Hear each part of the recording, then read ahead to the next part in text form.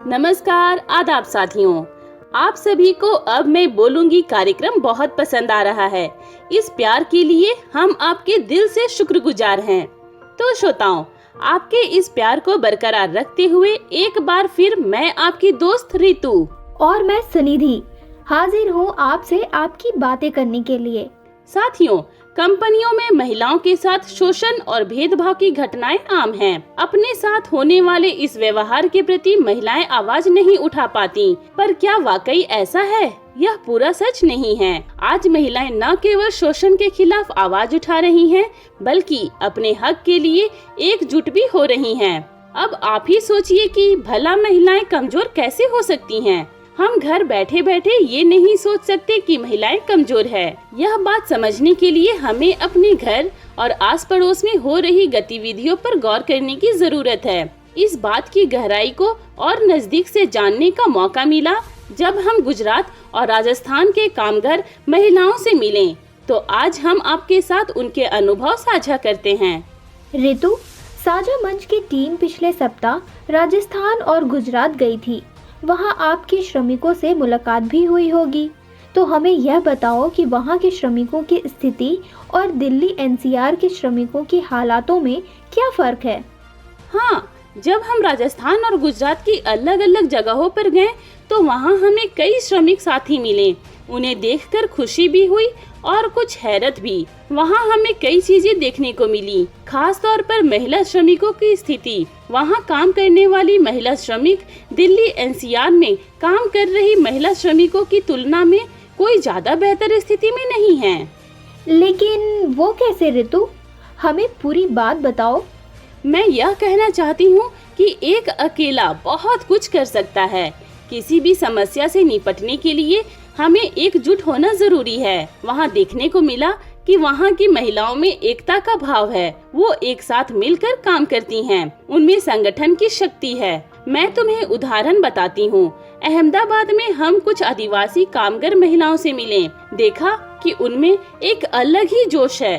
वे सभी समस्याएं खुद हल करती हैं। उन्हें चुनौतियों से डर नहीं लग रहा। हालांकि वे भी प्रवासी श्रमिक हैं। उनका अपना कोई घर नहीं है। कई महिलाएं तो रेलवे स्टेशन के आसपास की बस्तियों में रह रही हैं। उन महिलाओं को सरकार और बिल्डर ने हटाने की कोशिश की, लेकिन महिलाओं ने एक साथ मिलकर सरकार के फैसले के खिलाफ संघर्ष किया।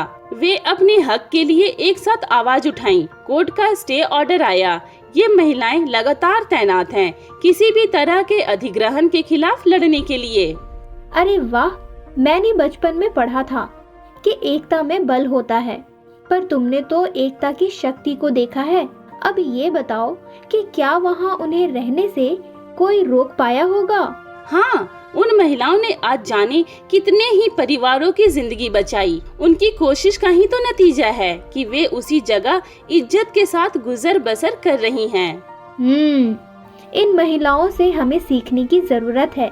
इतना ही नहीं, हम जब अहमदाबाद पहुँचे तो देखा वहाँ निर्माण साइटों पर महिला श्रमिकों के बच्चों के लिए खास तौर पर पालना घर बनाए गए हैं। इन पालना घर को बनाने से एक किस्म की सामुदायिक भावना का निर्माण हुआ है। महिला श्रमिक अपने बच्चों को वहाँ छोड़ देती हैं ताकि ज्यादा काम कर सकें। लेकिन ऋतु, इसका दूसरा पहलू भी तो है। पालना घर में बच्चे को रखकर काम करने का मतलब है कि महिलाओं की सेहत के साथ खिलवाड़ हो रहा है। इससे तो महिलाएं बच्चे होने के तत्काल बाद ही काम पर वापस आ जाएंगी और घर चलाने के लिए पैसे कमाएंगे। फिर चाहे इसके लिए उन्हें छोटे बच्चों को पालना घर में ही क्यों न रखना पड़े। तुम सही कह रही हो।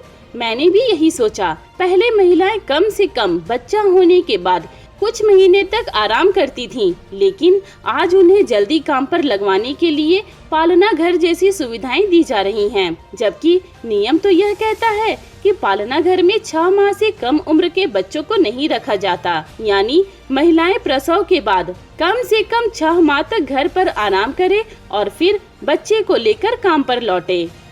जी हाँ श्रोताओं, आपने सही समझा। साझा मंच की टीम ने जहां एक तरफ महिलाओं में आत्मबल देखा, वहीं दूसरी ओर ये भी पाया कि कुछ महिला श्रमिक भरण पोषण के लिए अपने सेहत को दांव पर लगाए हुए हैं। हम आपसे यह जानना चाहते हैं कि इस तरह की समस्याओं से निपटने के लिए महिलाओं में एकता के साथ साथ और क्या-क्या करने की जरूरत है। साथ ही यदि आपने इससे पहले कभी कंपनी या फैक्ट्री में अपनी मांगों को लेकर आवाज उठाई है तो हमें जरूर बताएं नंबर 3 दबाकर। धन्यवाद।